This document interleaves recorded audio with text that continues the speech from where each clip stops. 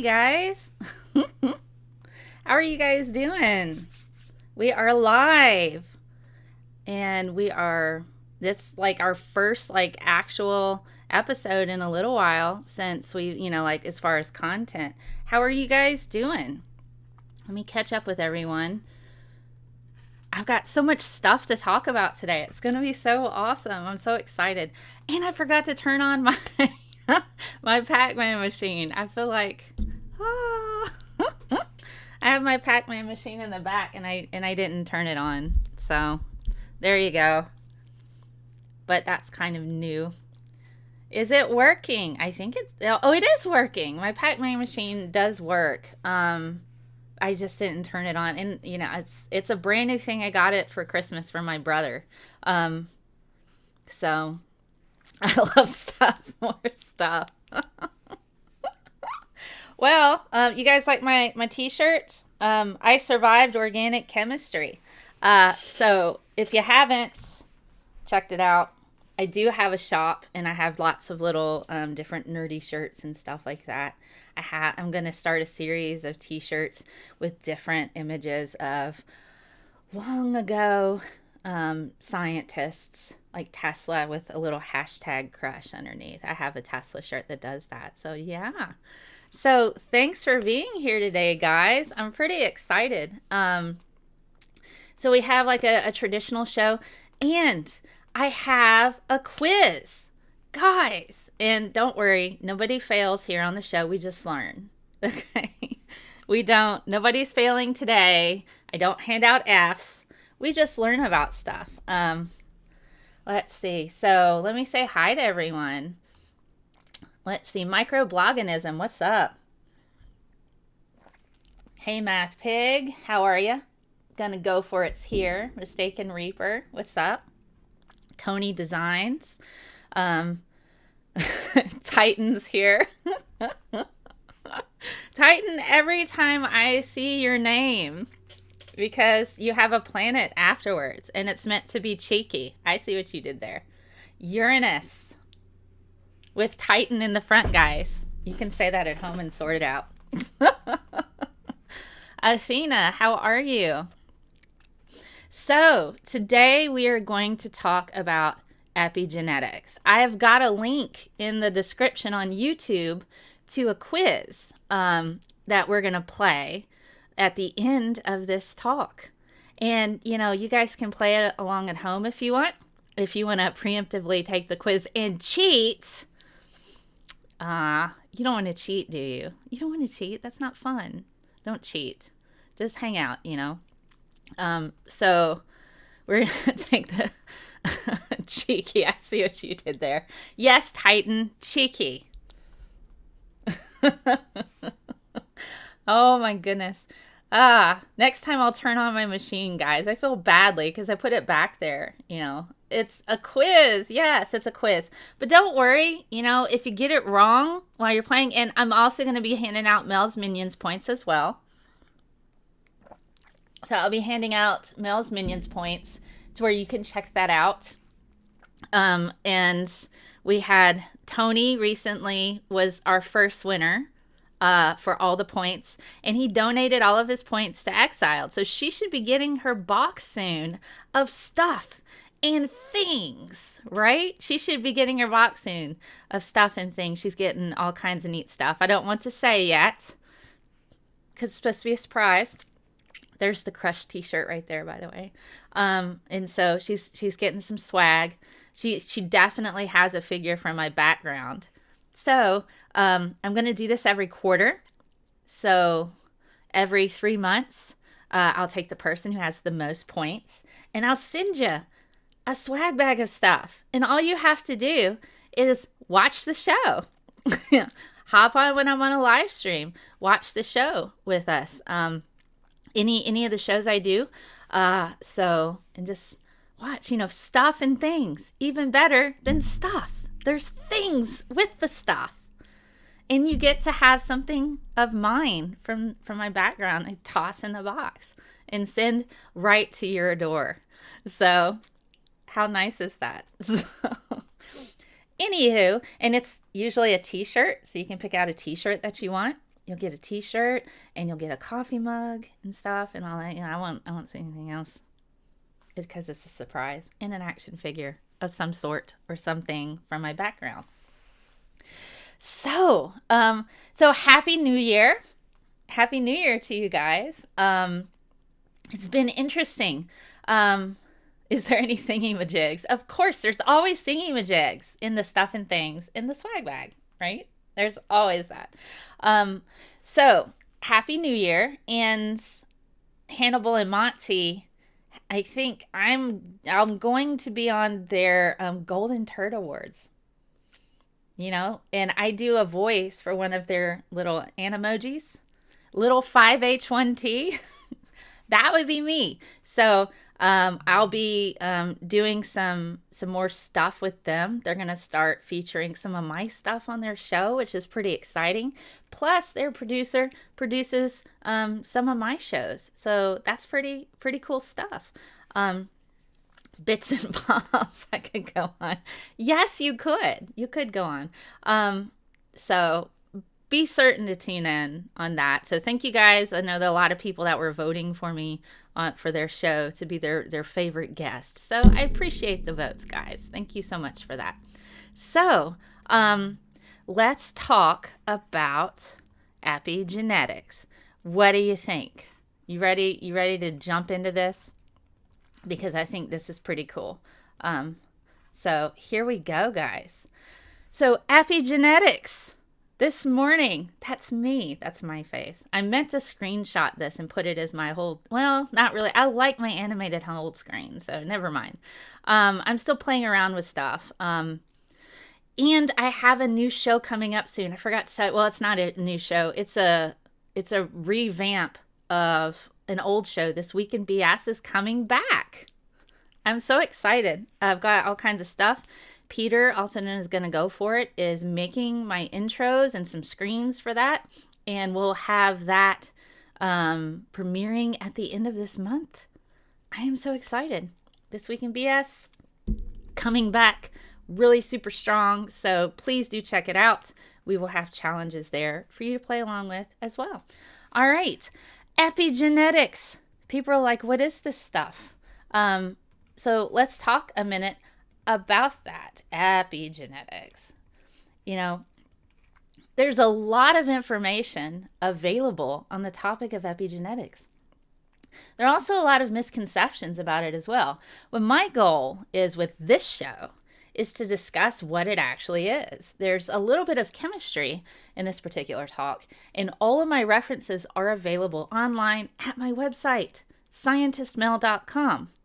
And if you haven't checked out the website already, please do. Jackson Wheat has his own section of the website now called Evolution Corner, and he's posting articles there if you want to learn more about evolution and the often misconceptions associated with that. I will also show you my sources at the end of this stream.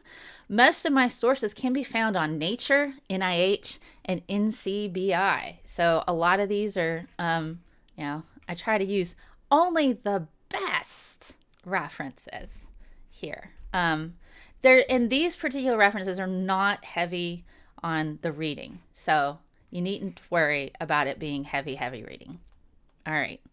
I see histone abuse, stop left. Histone abuse, that could be a thing, So, yay for BS, bad science. BS is for bad science. Okay. So what are we talking about when we're talking about epigenetics? We're going to talk about what is it? How does it work? What factors play a role in it, and how is it used in research? So these are the different things that we're going to kind of cover today. And, it's important to have real world examples.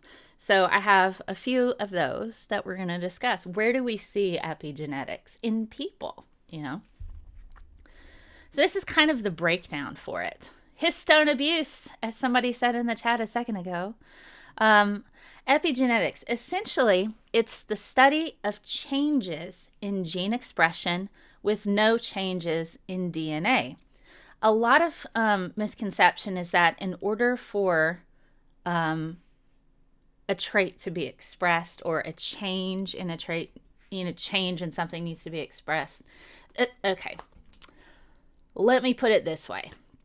You are a product of your DNA. What we're seeing when we look at you are the different traits that are actively, or the different genes that are actively being expressed through the traits that we can see. Those are called phenotypes.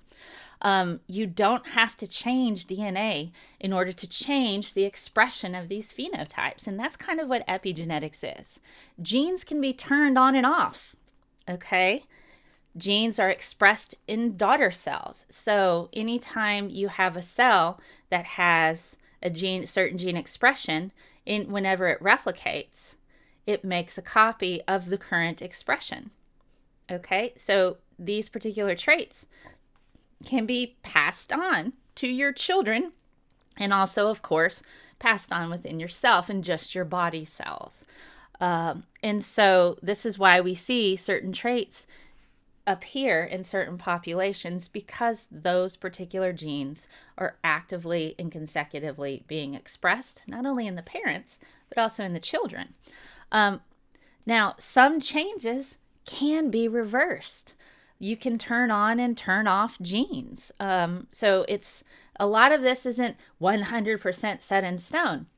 And there are various examples of that. One example, if you haven't checked out, the NASA twins study, genes were actively turned on and off. And that was particularly an important experiment because they saw gravity can play a role. Living in a microgravity environment can shut off certain genes. And some of those genes have yet to be turned back on, even with the introduction of gravity.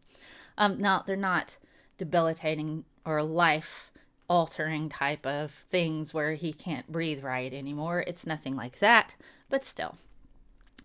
Multiple mechanisms affect gene expression. So what we need to do here is talk a little bit about this. And I want to answer your questions too as we're going through. So let me catch up on the chat. Let's see. Just stopping by. Hey, Dragnot, how you doing? Sean Taylor, does this have to do with eugenics? I don't think so. And yes, please don't forget to hop on. Thank you, Tony Designs, my Discord. I'm going to see if I can try to implement my Discord talk as far as the audio options into the live stream, because I would really, really like active players on my quizzes. So this will be a trial run of one of my quizzes. And so what we'll do is I'd like to have active players in the quiz. So when we get to the quiz portion, it'd be nice if somebody wanted to hop on and play along with me. It's kind of fun. Although I wrote it, I know the answers. I would not be a player because that's not fair. Alrighty. Let's see. No, it doesn't have to do really with eugenics. It's epigenetics, and we're going to get into that, Sean. But thank you for that question. By change in DNA, you mean base sequence. All right. So changes in DNA would mean like the nucleotide type of sequence, swapping out a G for a C or an A for a C, that sort of like a single point mutation. Or you can have repetitions where you insert insertion, that type of mutation. There's different forms of mutation, but it's where you're not changing the base sequence of any kind. You're just turning genes on and off. So yes, methylation is where you're shutting off a particular gene. And so we'll get into that. How does CRISPR tie in? I did do a talk on CRISPR. CRISPR's a bit different. It's a bit different. It goes in and actually changes the genetic sequence. And it goes in and it'll find the particular strand and then go through and put it right accordingly. So that's not quite CRISPR, but we're going to get into it. Like my daughter's beautiful ginger hair. That's different as far as passing on. You have to have the gene for that particular expression. Now, I feel like I'm kind of getting ahead of myself. Whether or not a gene is expressed, now if think redhead is recessive, So you'd have to have 2 copies of that so that she wouldn't have any other gene except for that. Yes, gene splicing. This is not quite the same. All right. Very simple. Math Pig is going to show us pictures of his kid now. That's not required here. So cheating is fun sometimes, maybe. YouTube is weird. Don't be sorry for asking questions. This is all right. You can ask me questions here, so it's okay. I'm reading the chat as I'm going through. Hello, Rory. Hello, Mr. Shadow Kitty. What's up? Let's see. I'm trying to catch up. All right. Miles Davis, how are you? And Golden Coin 100, how did a gene come into being in the first place? Well, that would be like an origins of life type of talk. So that might be good for another day. But today we're talking about epigenetics. So let's kind of get into the meat of this. So in order to understand epigenetics, we have to have a working knowledge of DNA and how it is essentially stored in the cell. Now, if you remember school biology, DNA is found in the nucleus. Now let's have a little bit of a review of DNA, replication, and protein synthesis. These all sound like scary words, but they're totally not. It's fine. You guys are going to be just fine. So do not fear. Scientist Mel is here. All right. So let's talk a bit about structure. So this is a bit of a review. If you took any kind of biology in school, you're going to have to reach into the recesses of your brain and kind of pull it out. If you took it in college a while ago, that's okay. They covered this as well. So when we're talking about how DNA is stored within the cell, all right, it's normally in the shape of it's a double helix. This is the natural shape that it forms due to the various hydrogen bonding that occurs in between our different bases or nucleotide bases. You remember GCAT, guanine, cytosine, adenosine, and thymine. I have amino acids in my head too, so it's like when I'm going through and I'm remembering the letters, sometimes amino acids want to jump in and say something, and I'm like, no, we're not doing that. So yes, GCAT is what I remember, GCAT. So these different nucleotides kind of come together and they're attached through hydrogen bonding. Hydrogen bonding is it's basically essential for us to live because this is how our DNA forms its structure. This is how proteins fold. They often fold through hydrogen bonding. That's where a hydrogen gets super attracted to like a sexy electronegative atom on another group, like oxygen. Oxygen's very sexy, even though, it might be attached to something. It wants a little more hydrogen every once in a while. It's like, come over here, let's hook up. Just temporarily though. It's not a permanent bond. But it's strong enough to hold. It's a good solid bond. Anyway, so if we take DNA, we can take that helical structure, wrap it around these little proteins called histones. So these histones come together. When you wrap it up, you just take all those little round proteins and you stick them together and you wrap them up with the DNA. Then you get to a nucleosome. Then these nucleosomes form supercoils. And then these supercoils you can put together to form chromosomes. This sounds so exciting. It sounds like, I feel like I should be having like a monster truck voice right now. Nucleosomes form supercoils. Then you've got a chromosome. Saturday, I don't know. I'm a bit of a nerd that way, so I guess that's all right. So there we go. So that's kind of like the structure. That's how we see it in the nucleus. Now, chromosomes are tightly packed and chromatids are a bit more loose. And so, they're not as tightly packed as stuff. All right, let me catch up on the chat. All right. Can epigenetics play a role in albinism? I don't think so. No. That has to do with whether or not a gene is present, not if it's on or off. So let's talk a bit about that because there seems to be multiple questions about that. So you can turn on and turn off certain genes, but if you don't have the gene for a particular trait, you cannot express that trait. If you have a gene for a particular trait, for instance, we mentioned if you had like blonde hair, you do not have a brown hair gene. You cannot have brown hair on an epigenetic level by, turning off your blonde hair gene and turning on your brown hair gene. It doesn't work that way. Because if you had the blonde gene and you had the brown hair gene, it's possible that you could turn off the brown hair gene and turn on the blonde hair gene, but I am not certain that anybody would do that. Normally, what happens is the blonde gene gets shut down and then the brown gene is expressed. Okay, because the brown gene tends to be the dominant gene.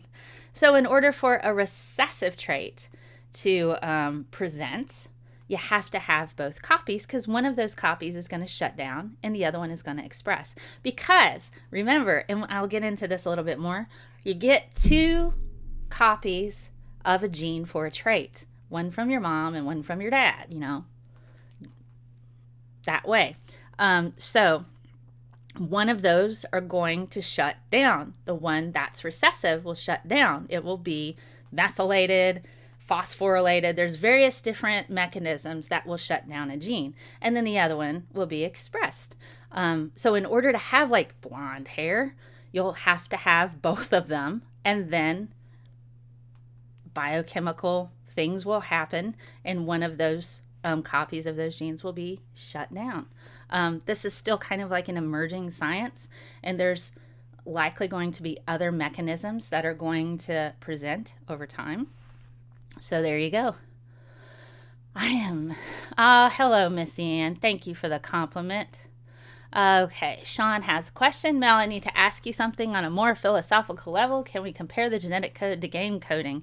I'm not certain that we can really do that, because game coding is vastly different than a genetic code, and the fact that how it's progressed over time and has come together. It's a lot of the early, a lot of the explanations seem to, and a lot of the evidence seems to push towards RNA being the first working model of a genetic code.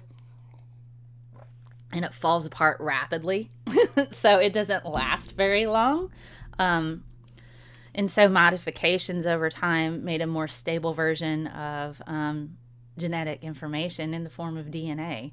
But the thing that makes DNA really cool is because the fact that the different nucleotides, when they come together in the structure, you need to be able to take it apart. So that's why hydrogen bonding is cool, guys. It's not a permanent bond, because if you went around trying to wreck those bonds, the energy that would be required to break apart those 2 nucleotides, you destroy the whole freaking molecule. Hydrogen bonds require less energy to separate the helix. So, I mean, it's DNA formation is not the same as game coding, but I would have to learn more about game coding in order to fully answer that question. But from what I've seen, it's everything is cause and effect. So if you wanted to go that route, if I do this thing, then this thing will happen. I mean, that's literally everything in everywhere. And it's just, I don't know, it's really kind of complicated. Okay, so you're asking me an intelligent design behind DNA. Honestly, if there's intelligent design behind DNA, then it's not a very smart person. If I'm honest, there's so much stuff that's wrong with DNA. It's if we were going to try to make an argument like that, and I try not to delve too much in those waters, but there's a lot of problems associated with DNA. And if it was perfect and there were no issues, then it would be but that's all up to interpretation, so it's all up to interpretation on what your ideologies are, on what you think, you know what I mean? I try not to go down that road, because I could point out everything that's wrong with how DNA has come to be, and everything that's, I mean, it's just, if that's the case, why do we still have bad genes? Why do we still have disease genes? Why do I need glasses right now? So, I mean, there's imperfections in so much of genetics. When you get a good, intimate working knowledge of it, it's hard to try to make a case for either side, if I'm honest. Except it's just, it's hard to make a case to say somebody made it this way. And I'm like, well, then why aren't all these things fixed? So it's like, it's a good philosophical discussion, and I'm not knocking anybody who's an intellectual design or intelligent design person. Let me get that clear. You are absolutely, it's hard to kind of argue any of that because of the fact I talk science, not philosophy and religion. And if we're going to just stick to the evidence, that's going to be different than trying to expand something beyond that, which isn't really something I do here. I just want to make certain people understand terminology, how things work. That's kind of my goal here. And then you can come up with your own conclusions. That's all. It's all good here. So, alrighty. Oxygen is hot. Sexy oxygen. Yes, it would be better to contrast than compare. You're right, Miles. Oh my goodness. Hey, Nether, how are you? Oh my goodness. It's just, did you mean chromatin when you said chromatid? Yes, thank you. I meant chromatid, not chromatid. Thank you for that. I messed up there and said a word, It's okay. I do that sometime. Alrighty. Yes, we talked about alleles. All right. Thank you, Nether, for helping with another question.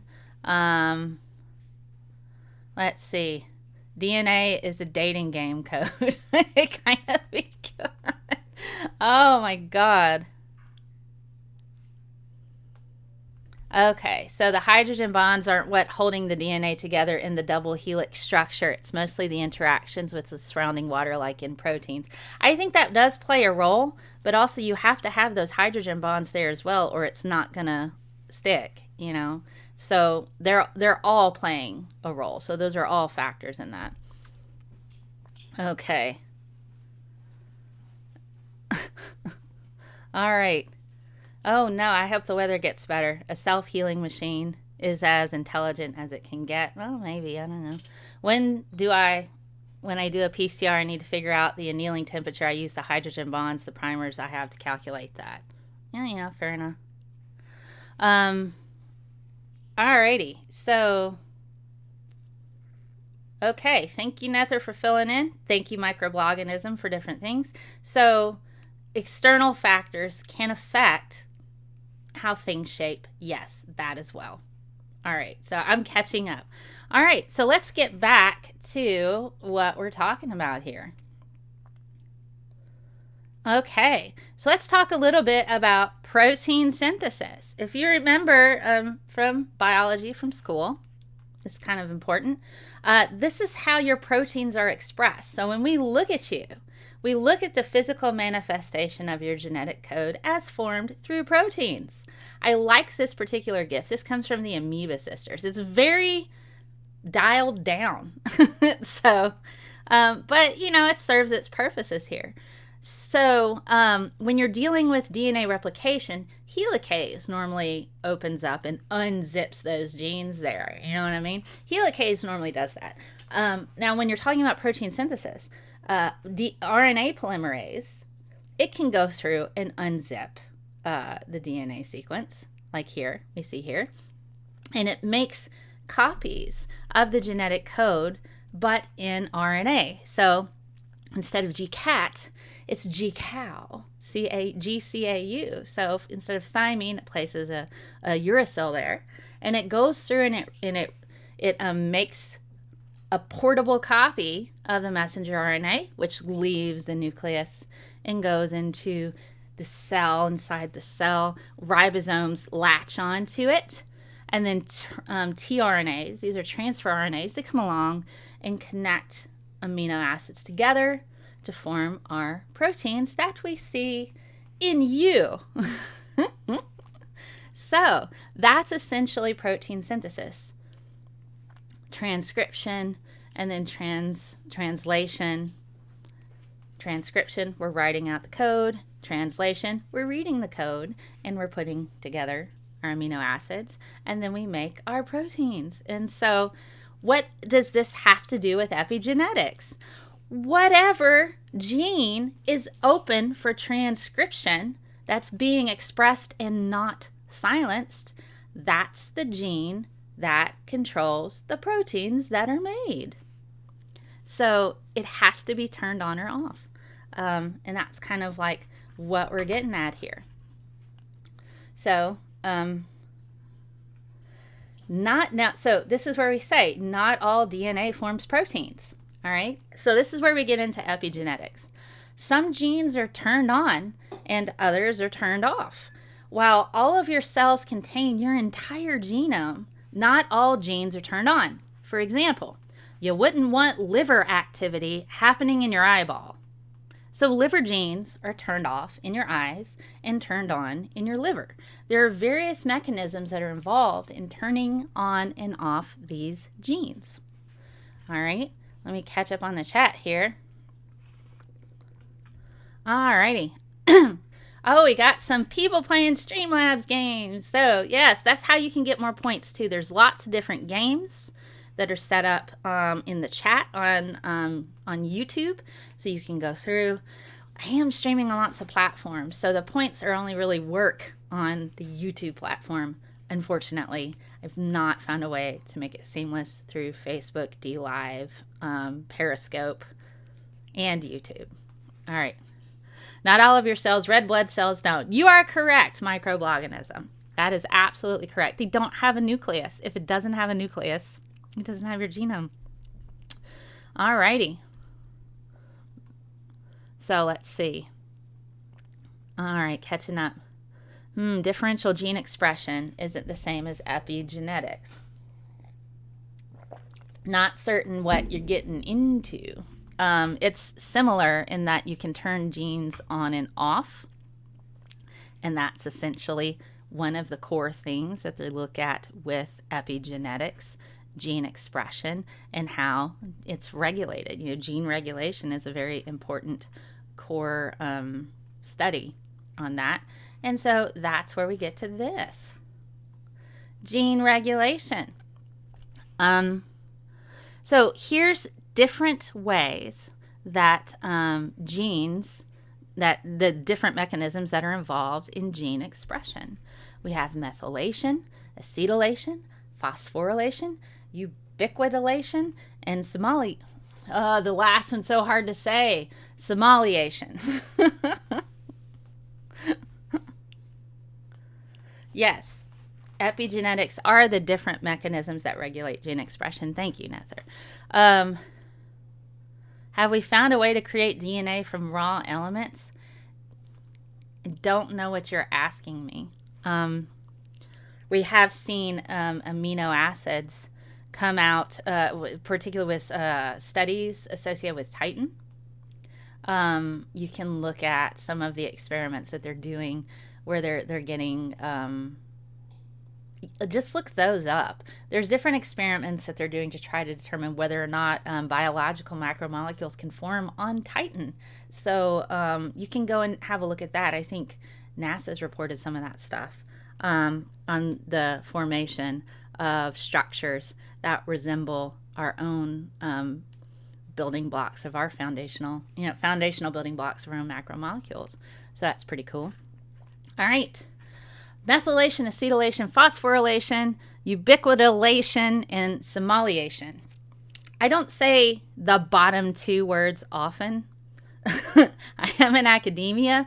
The top three are like more my jam. So while I do work hard to be an effective science communicator, sometimes words are hard for me, and that's okay. I don't know everything. So, hey, it's all right. So what are these different types, and what are we talking about with this? I like these little graphics. This is pretty cool. Well, let's see a bit. I meant to keep it on here. All right. So what do we mean when we silence or activate genes? What do we mean by that? We can turn off genetic activity. It's kind of like when you see trail markers for like hikers going down one path or another path. It kind of shuts off, say, nope, you can't take this pathway. This is the only way to go. And these different forms of gene regulation kind of handle that. So a lot of cases, you'll add a functional group. Methylation is the most commonly studied because we have a lot of technology to be able to have a look at methylation. And what that means is you're just putting a methyl group on a portion of the code, and that shuts off the gene to where it doesn't undergo transcription, where there's that protein synthesis. And so proteins are not made. There's also lots of studies in removing that methyl group to turn on that particular gene. So yeah, by adding these certain functional groups, genes can be turned on and off. This is gene regulation, and it's a core study of epigenetics. Certain processes like phosphorylation can either turn on or turn off genes. Now, what we see is conformational changes in a transcription factor. By adding some phosphorus, it can turn off a gene.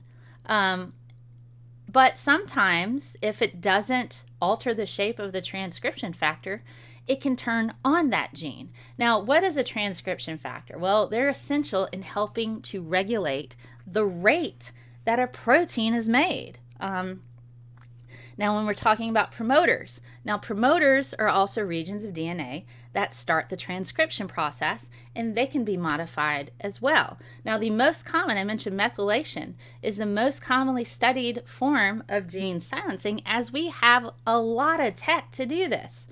So, I mentioned methylation is the addition or removal of a methyl group. A methyl group is CH3, 1 carbon and 3 hydrogens, where cytosine bases occur consecutively. So that's the region. So you'll have a lot of C's, cytosine.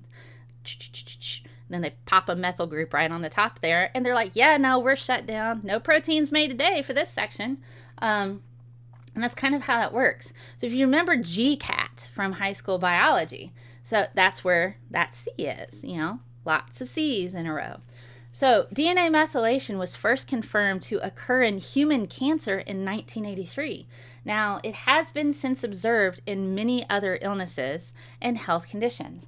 Cancer studies are huge in epigenetics because we're able to see the turn on and turn off of particular genes, particularly the ones that are called tumor suppressors.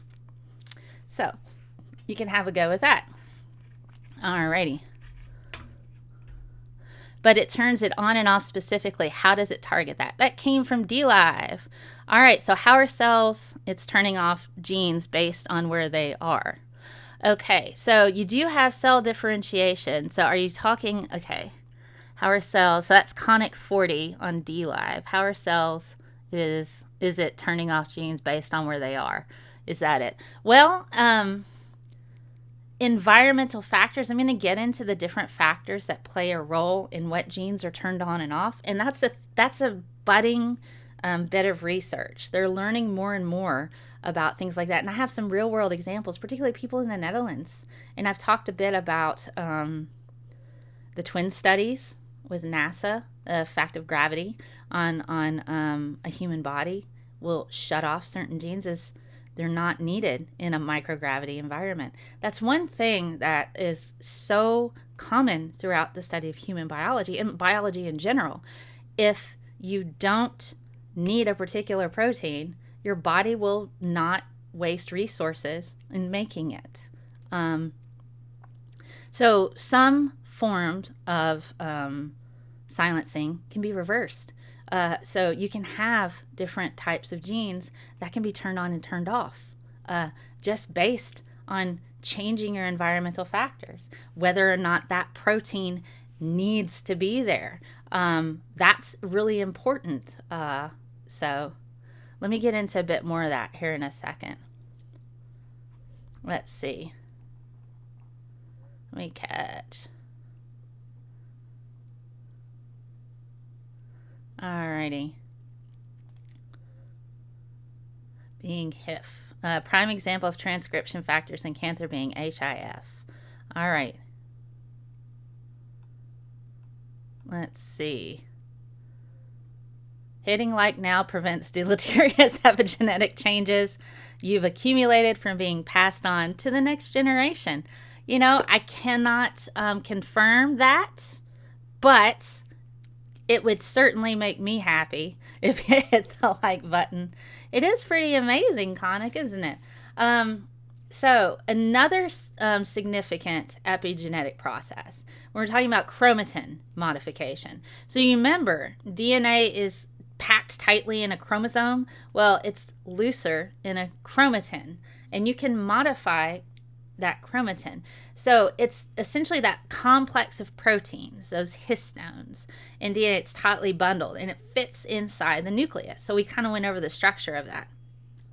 So we can modify that complex by using certain acetyl groups. All right, so that process is called acetylation, where you add an acetyl group on there. So enzymes, and you can do that. You can add acetyl groups to some enzymes and some forms of RNA, and you got microRNAs, and you got interfering RNAs. We could just get into RNAs forever about that, but that's probably another stream. So in general, this tightly folded chromatin tends to be shut down or not expressed. So the portions of the chromosome that are so tightly packed, it's not easily accessible. And so if you're able to loosen it up a bit, you get access to a lot of those genes that weren't used, that there was no access to them before, because it was all tightly packed together in a thing. Think of like a slinky, okay?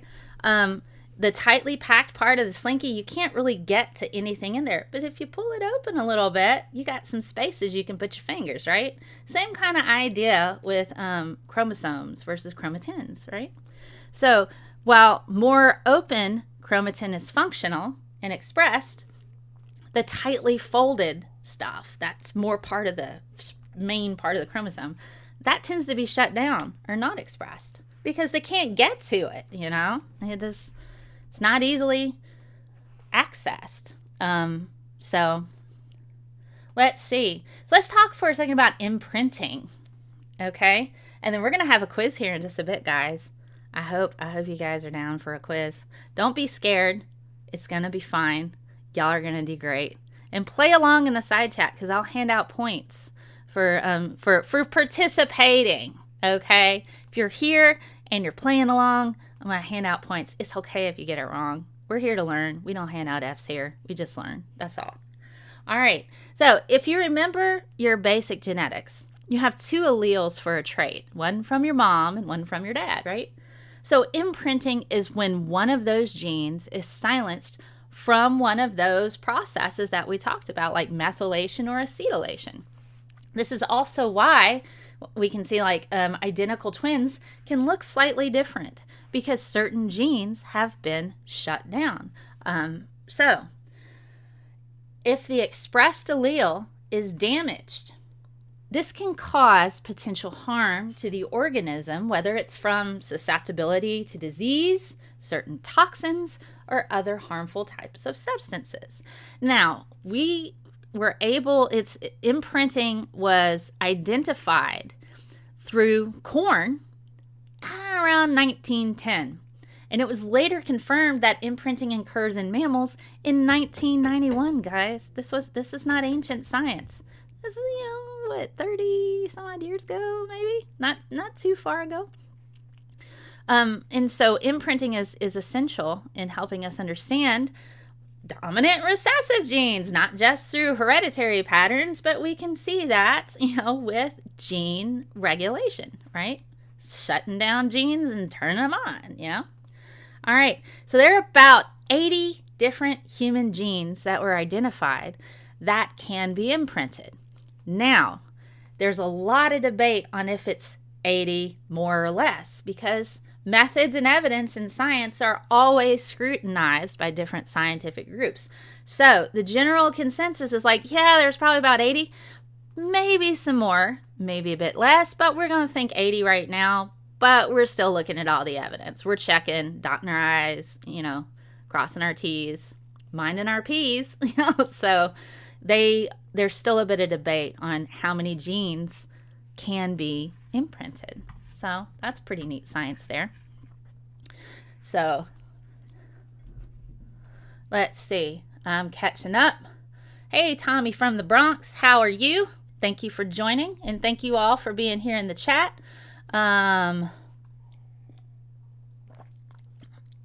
Okay.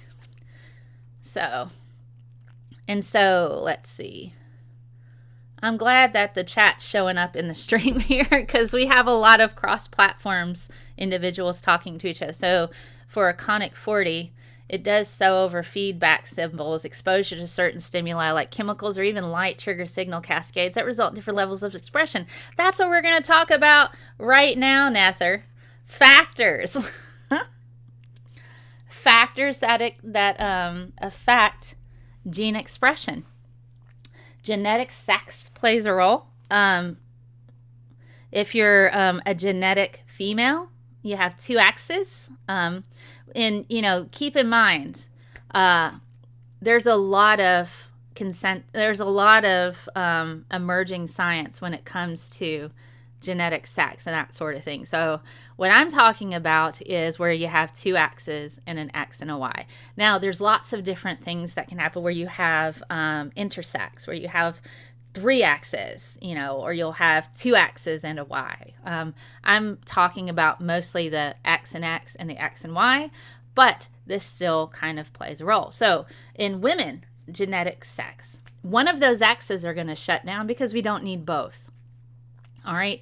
So gene regulation, whatever, because you'll have 2 X's. You'll have one from your mom, one from your dad.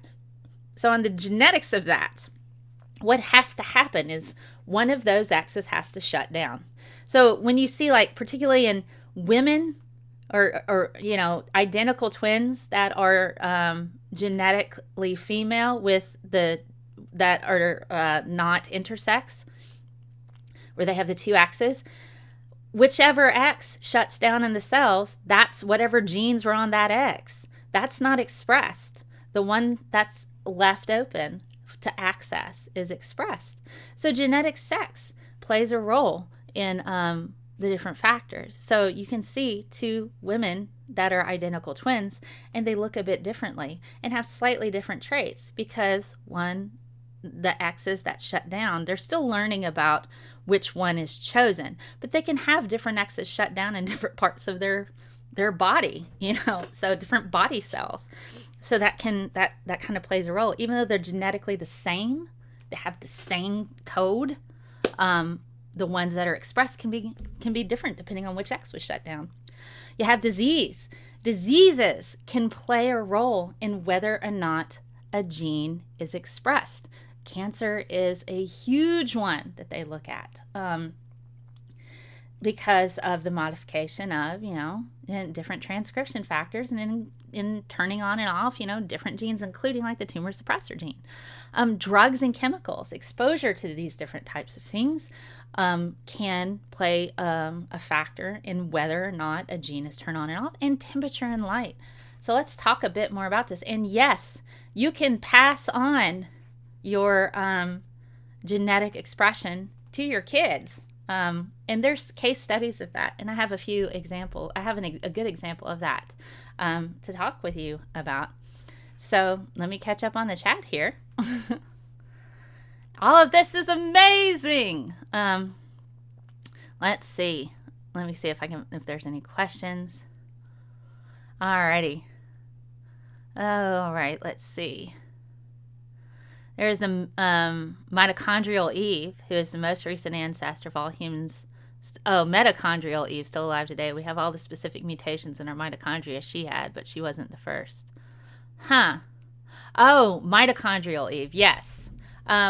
that was, and if you haven't checked out that research, that particular, I think National Geographic did a series on it.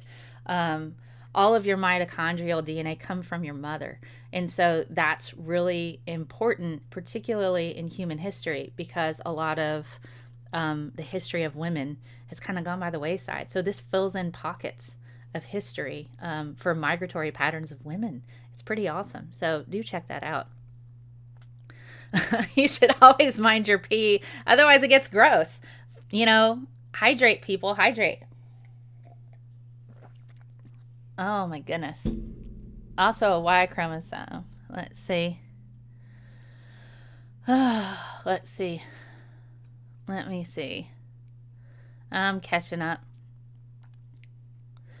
Is there a way that happens with male twins apart from mirror twins?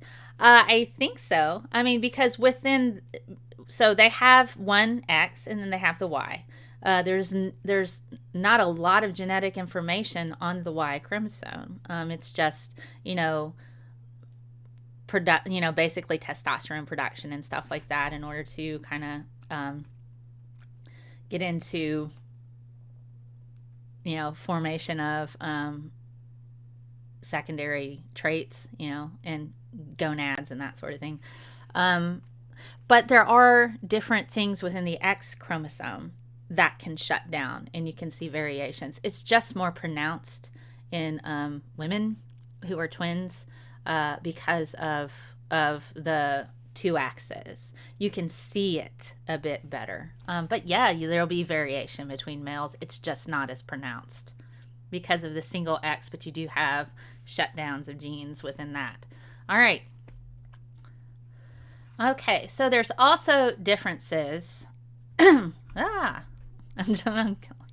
scrolling too fast for myself to read. All right, so we have different expressions. So we can the different factors that we're looking at. We have hormones and metabolism. So we have a bit of biochemistry there that can affect that. That's why there's a lot of studies with nutrition and exercise, proper nutrition, proper exercise. That sort of thing does have an effect on gene expression. There is biological, when I talked about genetic sex, you can see sex-influenced traits and sex-limited traits. Drugs, chemicals, temperature, light, they're among external environmental factors that they can determine which genes are turned on and off. I've talked at length about sex-influenced traits. You have the production lactation, stuff like that. Production of sperm, so that's kind of obvious there, What about drugs and chemicals? Chemicals, guys. Everything's made of chemicals. Oh no, whatever will we do? You eat chemicals and DNA. Ugh. Let's all freak out and just run around screaming because the world's on fire, right? It's like, chemicals, not chemicals. All right. So the presence of certain drugs and chemicals in a particular environment can influence gene expression. There's an example that you can see is a cyclops fish. They're a very dramatic example. So there's an environmental chemical can affect its development.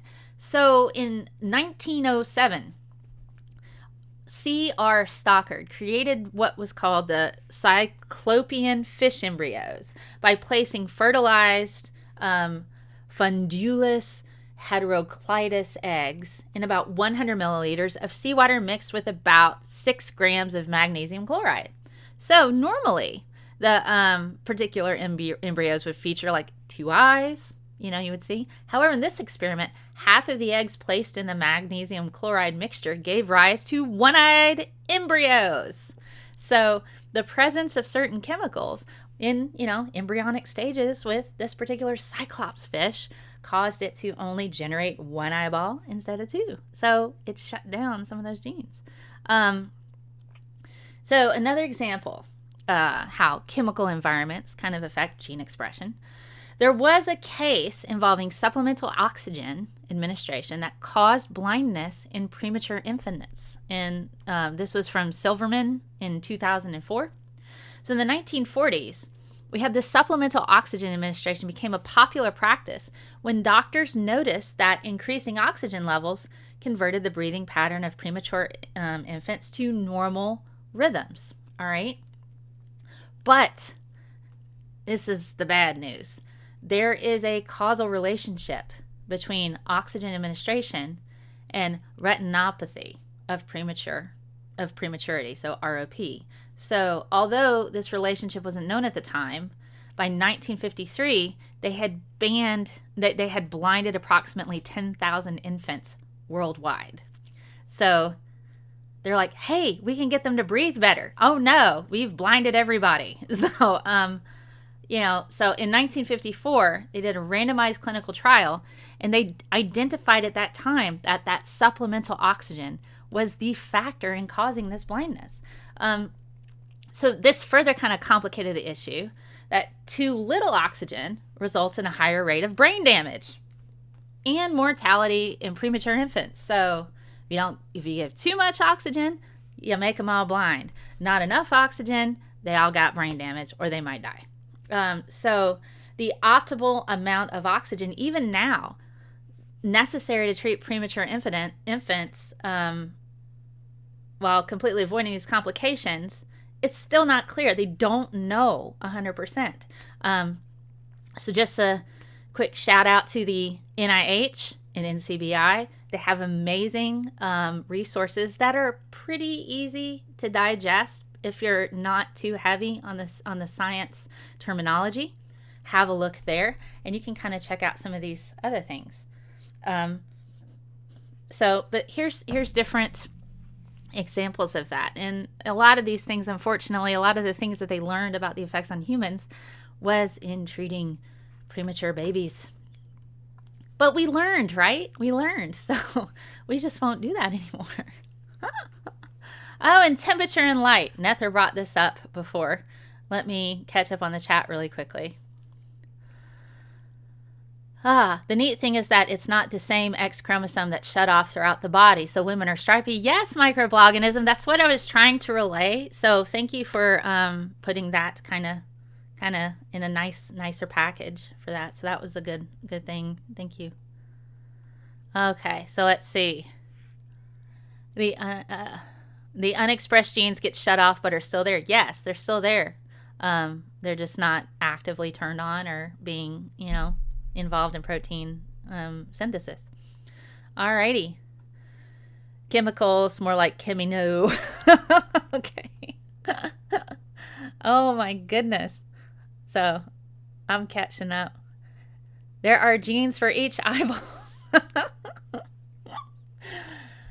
Don't look up animals affected by cyclopamine if you are eating. Oh my goodness. I'm not even going to tell you some of the stuff I've been searching on my search engine lately, and there's just some things I'm like, there are some things you cannot unsee, and they're forever burned in my brain. Oh, thank you for subbing, Steve Ronan. I really appreciate it. I don't know what's going on with my Streamlabs. Normally something pops up when somebody subs or super chats. So maybe Streamlabs is acting wonky. And thank you for watching. We have a quiz that's coming up soon. But I really like to be engaged with people. So I'll stop and talk to people a lot. Alrighty. So let's talk about temperature and light really quickly. How it's used in research, and then quiz time, guys. I've got a new thing that I'm doing, and I'm posting quizzes in the description and also on my website, ScientistMel.com. You can go and play all these quizzes, and there's like little certificates at the end and stuff, and it's interactive. I recommend playing it on like a larger thing because it seems to not be working so great on phones. But given, it was only like $12 to own it forever or $20 to own it forever, it's really kind of nice. So it's just a good way to kind of like brush up on your science skills, and you get little certificates at the end, and you can play them over and over again. So it's cool. All right. So temperature and light. These are external environmental factors that may influence different types of gene expression in various organisms. So Himalayan rabbits, so this is a pretty common study involving them. They carry the C gene, which is required for development of the different pigments, the different colors that we see in their fur and skin and eyes. And that expression is regulated by temperature. Now, this was discovered by Sturdivant in 1913. Now, specifically the C gene, when it's above about 35 degrees Celsius, it's inactive. So that's super hot for like us. If you're on the Fahrenheit area, that's probably around 85 to 90 degrees Fahrenheit-ish. Room temperature is around 20 to 25 degrees Celsius. That's about 70. But it's mainly active around that area. So 15 to 25 degrees Celsius, that's when that gene is active. So that temperature regulation of that gene expression produces the different distinctive types of coloring within their coat. Now, in the warmer parts, like the central parts of the rabbit's body, that gene is inactive. So if it's like really hot around there, it's not turned on. So you don't see any of those pigments. And so it causes that fur to be white. Now, so that's kind of neat. So, but in the extremities, the ears, the tip of the nose, it's cute little feetsies, you see more of those colorings because that temperature is going to be lower than 35 degrees Celsius. So that's kind of neat. Now, the C gene actively produces pigment in those parts that make it black. How cool is that? Oh my gosh. So light also affects gene expression. And one organism that we can see this in is butterfly wing, or basically butterflies and their wing development and their growth. So in 1917, a biologist known as Thomas Hunt Morgan was doing these particular studies where he placed Vanessa urtica and Vanessa io caterpillars under red light, green light, and blue light, while other caterpillars were kept in the dark. And so that's essentially the experiment, was to test the different wavelengths of light on the development of butterflies, on their wings, and their growth. So what happened? So when these caterpillars, transformed into butterflies, metamorphosis, whatever word you want to use there, became fabulous. So their wings showed lots of different differences. Let me be redundant here. They showed differences, and they were quite dramatic. What do you think the red light did? It gave intensely colored wings.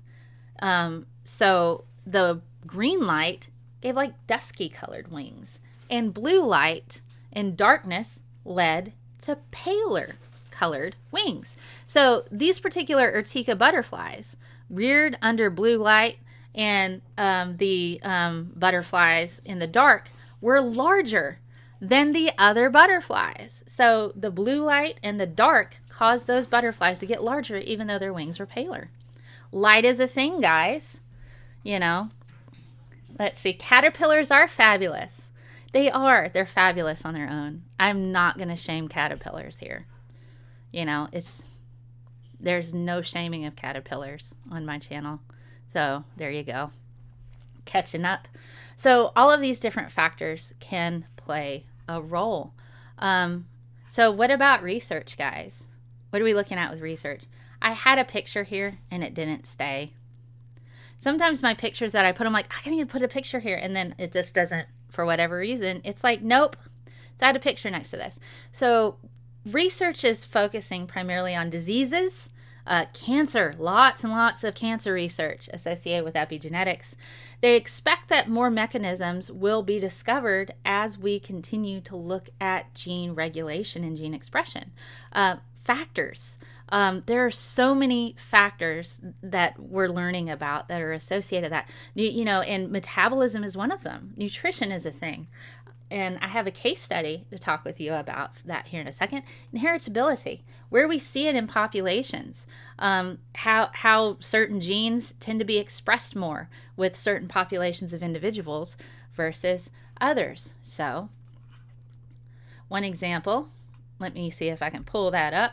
There is a distinct population of people, particularly in the Netherlands, where they had changed just a little bit during World War II associated with the famine. So I've got information on that. I thought I had pulled up here. Sometimes I am slow. Here we go. All right. So you can find this particular study, and I'm going to pull it up here so you can have a look. Okay, so I did pull it up. I had already had it here. So let's have a look at this. So this particular study persists, and this might be a bit heavier. So those of you who are looking at more challenging reading, this would be a thing to do. So this particular study, let me see if I can zoom in on here so it doesn't look so massive. All right. Persistent epigenetic differences associated with prenatal exposure to famine in humans. And so women who are pregnant, and this goes right around in the time of the Netherlands with the Dutch population. So there was a huge famine that happened between 1944 and 45.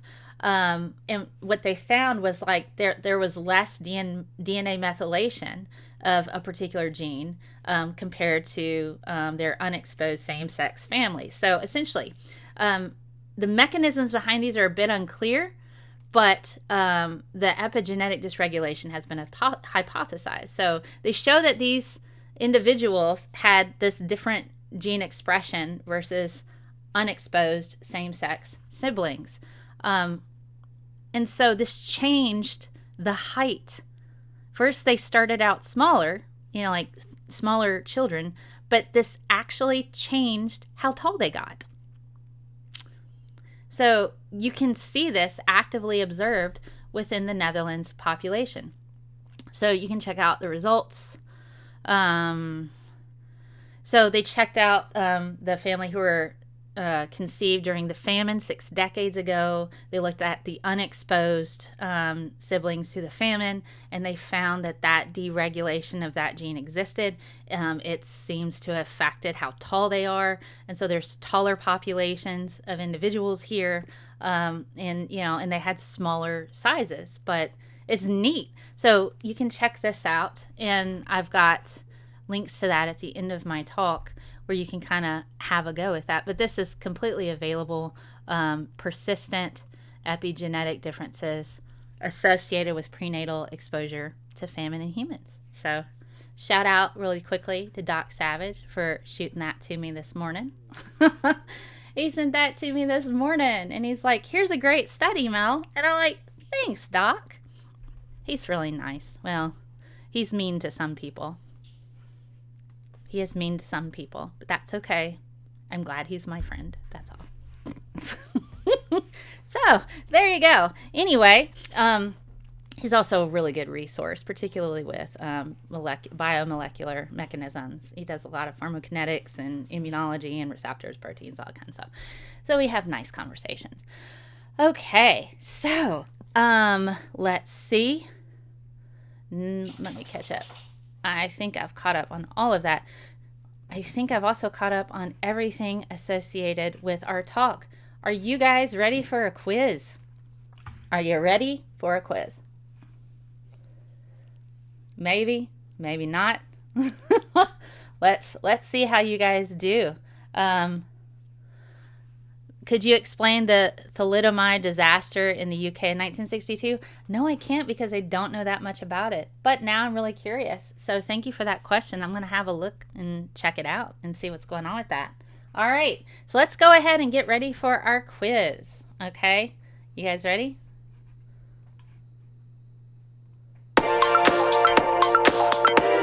Let me turn down the sound. Isn't this neat? I want to turn that down a bit. All right, here we go. What statement? I've got a lot of, oh gosh. Anyway, that's fine. I was hoping to kind of make this pop out a bit better, but that's all right. Anyway, what statement best describes epigenetics? What do you guys think? Here, I've got modification in gene expression. You can put A, B, C, or D in the chat. I'm trying to turn down the sound bit so it's not so loud on your end. Modification in gene expression with changing phenotypes. Is this an EpiPen thing? Modification and mutations changing DNA? Or modifications in DNA changing phenotypes? So just list your answer here. A, B, C, or D. What do you guys think?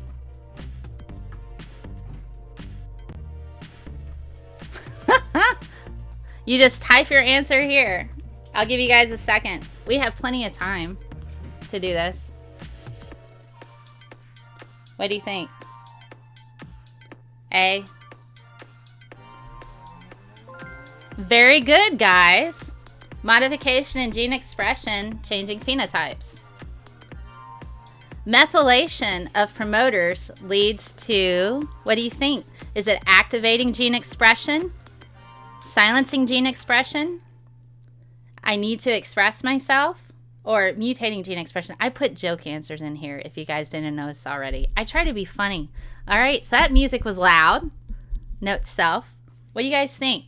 So if I methylate a promoter, remember a promoter is a sequence of DNA, you know, promoter there, methylation occurs on the different C's.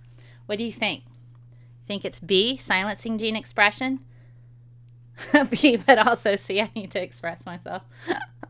All right, let's click on that, see if we're right. Good job, guys. It's silencing gene expression. Awesome. Which molecule is a methyl group? I didn't show you guys a picture of that. I said it. So is it CH2, CH3, CH4, meth, Breaking Bad? Oh my God. You know, having been an instructor of chemistry in both collegiate levels and high school levels, everybody assumes I am Walter White. I don't make meth, guys. I don't do that. That's illegal. So what do you think? Is it CH2, CH3, or CH4? A, B, C, or D? What you think? I kind of miss the music now, but it was so loud. I could play it again, but you know, I don't know if y'all want to deal with that. All right, so here we go. You guys are picking B, but also D. Meth, Breaking Bad. Good job. That's a good answer there. You guys are getting this. All of the following are processed in epigenetics except blank. So you guys remember the processes that we had? You guys are doing great. I'm proud of you. All right. Play some jazz trumpet. I could turn on the Pac-Man thing and have that going in the background, but that might be annoying after a while. Oh my goodness. So we've got humiliation, ubiquitination, oh God, phosphorylation or acetylation. Which one do you think? I mean, the meth in the meth does refer to the methyl group. True, fair enough, microorganism. All right. So which one do you think it is? Which of all the following are processed in epigenetics except for which one? A, B, C, or D? In this case, what do you guys think? A, B, C, or D? Hey, Dinah Cat loves me. What y'all doing? What's up? Give you guys a few more seconds. You think A, B, C, or D? It's multiple choice.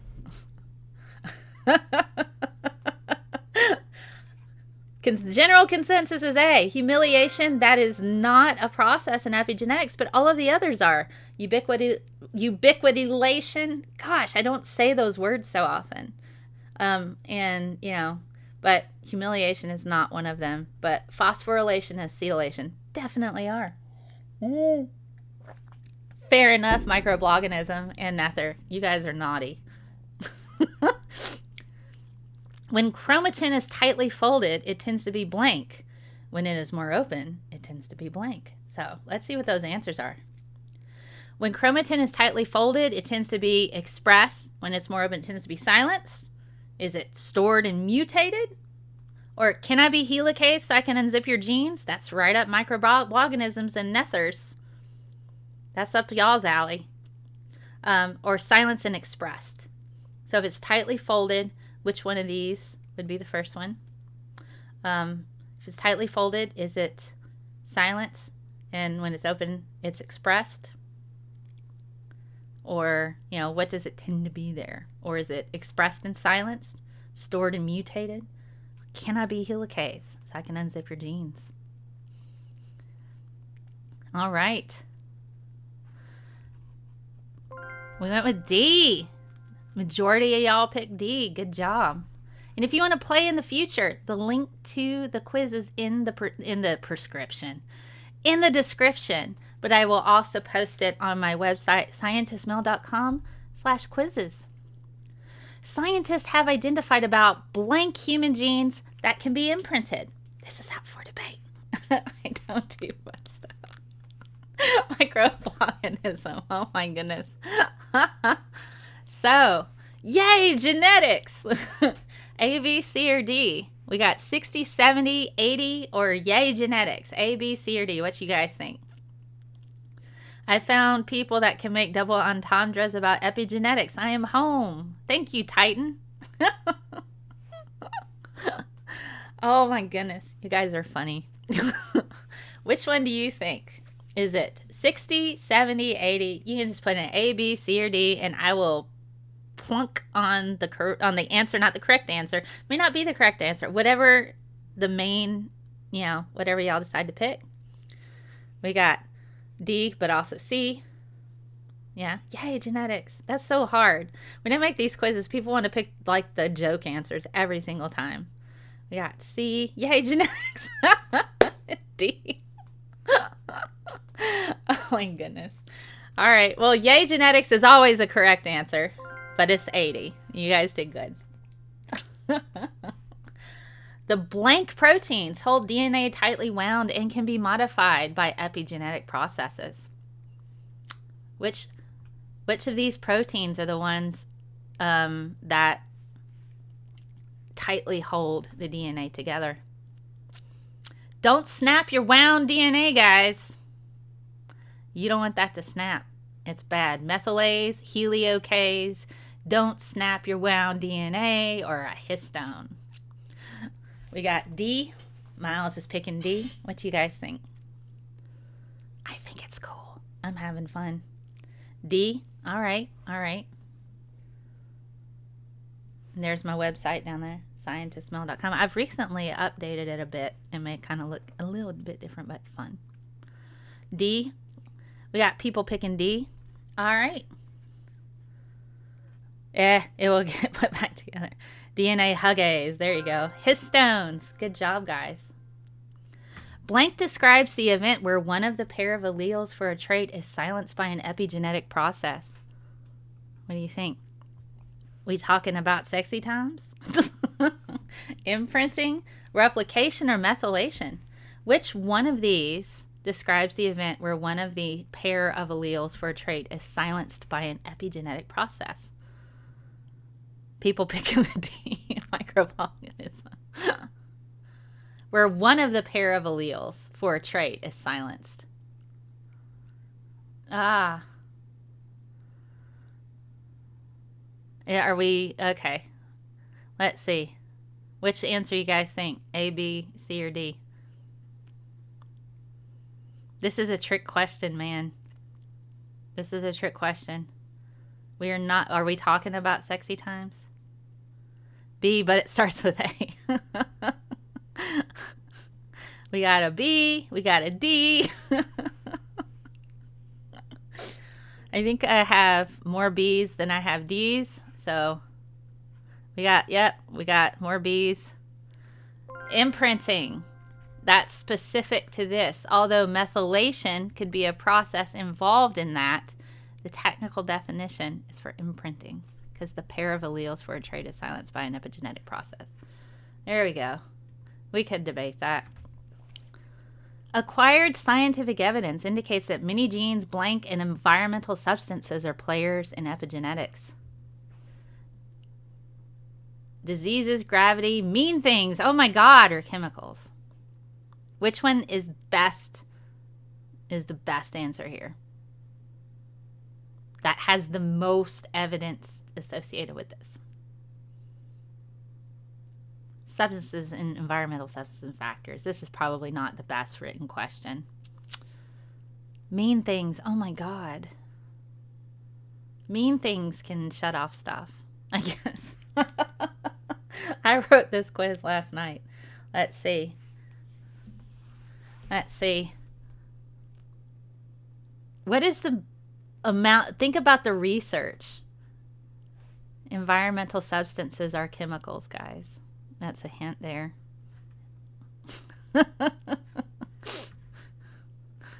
Environmental substances are chemicals. This was a trick question too, wasn't it? Gravity does play a role, but it's not part of the massive amount of scientific evidence. It's diseases. But that's all right. You know, environmental substances, chemicals could be considered that. That was a trick question. It probably was not a 100% fair question. Oh my goodness. Gravity isn't real. Oh boy. We test, you know, people test gravity all the time. You can watch them do it on YouTube. All right. More information on epigenetics can be found on all of the following websites, except, what do you think?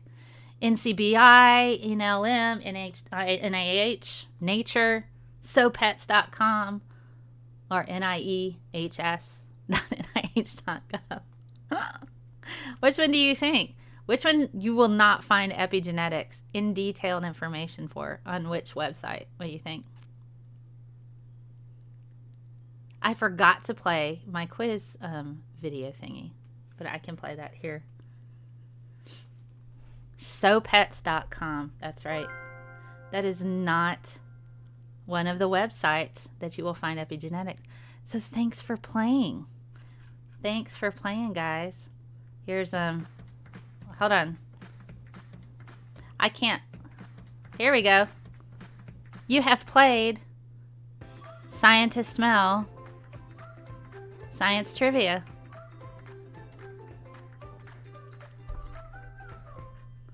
Yay! Wasn't that fun? You guys did a great job. I'm proud of you. Thanks for playing Scientist Mel Trivia. So let's wrap this up. This has been a lot of freaking fun. We've had our trivia. You guys had your quiz. If you want to check your knowledge again, the link to the quiz is in the description on the YouTube video, and it's also on my website, scientistmel.com/quizzes. So do check that out. So what have we talked about today? We've talked about epigenetics, the study of changes in gene expression with no changes in DNA. Genes can be turned on and off.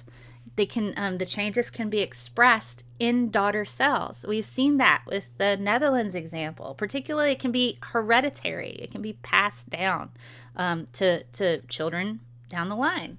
With the famine from World War II.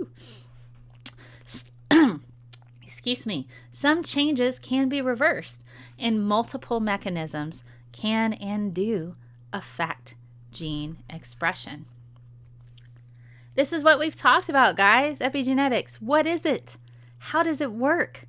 What factors play a role, and how is it used in research? We've talked about diseases. They're looking heavily at diseases, trying to find any other mechanisms. The environmental factors that play a role in gene expression, turning it on and off. One recent example, the twin studies. Microgravity environments shut off specific genes. Check that out on NASA. It's really, really cool. Here are all my sources. And you can check it out. If you just type in epigenetics on NCBI or NIEHS, you can find that. I found some really nice information on phosphorylation from bio.libretext.org. It's from a biochemistry professor, Jakubowski. He talks about phosphorylation in gene expression. Nature.com has a lot of topic pages on environmental influences on gene expression. I pulled a lot of the resources from this for this talk here. And then lastly, that particular study that was done, the population in the Netherlands, and how they can show that gene regulation is passed down from generation to generation. Just on that one-time event of the famine. It's pretty interesting how that goes. Where can you find me? ScientistMel.com. I have a Patreon, and I'm highly I'm so grateful for my patrons. It just starts at $1 a month. I'm converting a lot of my video casts to audio casts. They have their own I forget what it's called. I'm a tech just dummy sometimes. But they have their own link to get audio podcast episodes. They just add it to their own player. At Periscope, YouTube, Facebook, Twitch. I'm also on DLive, so thank you guys for watching there. This is where you can find me. You can also ask me questions, twitter.com/ScientistMel. You can ask me questions here in the chat at the bottom. That's all of that, man. So, I hope you guys have enjoyed this chat, this talk. This has been a lot of fun. I always like doing this show. It's, great time to be had by all. So let me catch up one more time on the chat to see if there's any questions. Yes, join my Discord. I'm going to figure out how I can link talking on the Discord to here so I can have people join in and have a chat and guess, along with me when we get to our quiz. We get to our quiz again. So if you have questions or if you have topic show ideas, please do hit me up here on YouTube. Twitter's probably the easiest. Send me a direct message. Use hashtag #HeyScientistMel and let me know. I am on Instagram, but I'm not heavily. I try to do stuff there. I am just do a lot of stuff. And do check out my shop, ScientistMel.com/shop. I have all kinds of nerdy stuff. I survived organic chemistry. Woo! Different things there. STEMinist shirts, all kinds of stuff. It's like fun things. And then on Sundays, don't have a show tomorrow. I will have a show a week from tomorrow. Oral Audacity. That's going to be the last episode of Oral Audacity.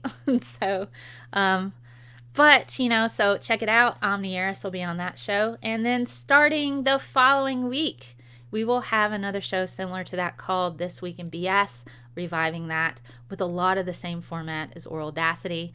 So come check out that last episode. It's a week from tomorrow.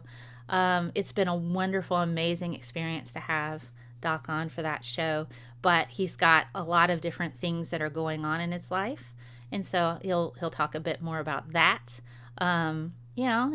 But it's been an amazing time, an amazing show to have with him.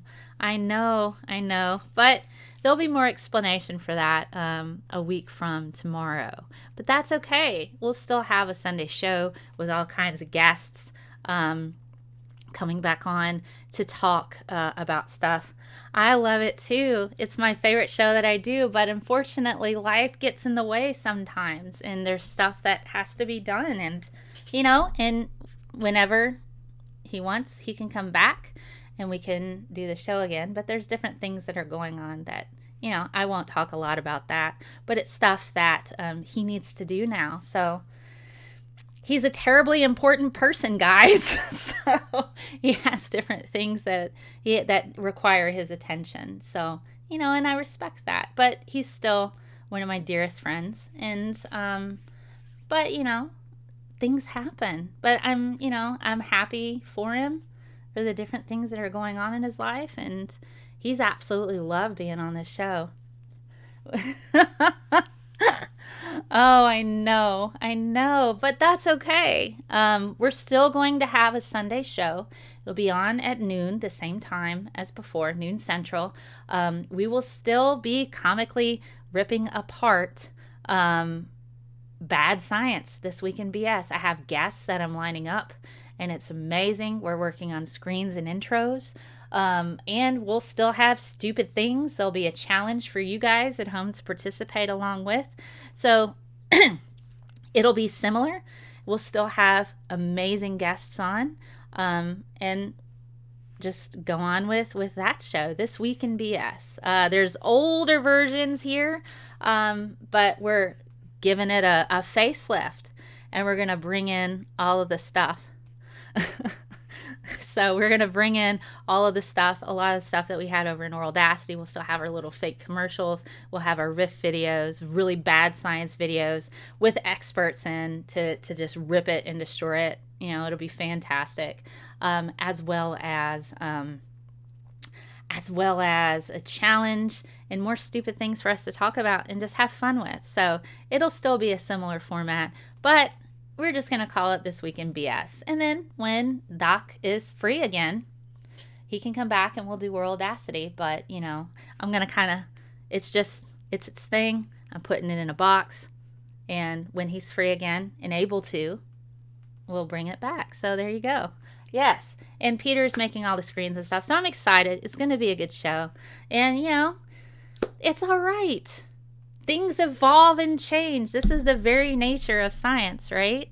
So it's okay. And so the last show will be a week from tomorrow. So don't miss that. Omnieris will be on. And we will be talking about politicians and the non-science things that they say. So no show tomorrow, but a week from tomorrow, the last episode of Worldacity. And, you know, we'll send it off with, you know, send Doc off with a wonderful, extravagant, you know, whatever. So it's okay. All right. So I'm going to read a little bit from Mr. Rogers, and I'm going to let you guys get to your Saturday. How about... Okay. How about this? Hit the like button or the mutants will eat your brains. I grew up with a basset hound called Melody. I bet it was the best basset hound in the world, wasn't it? It was, Rory, wasn't it?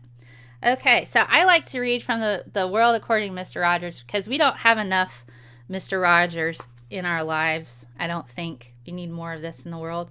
All right. There's no should or should not when it comes to having feelings.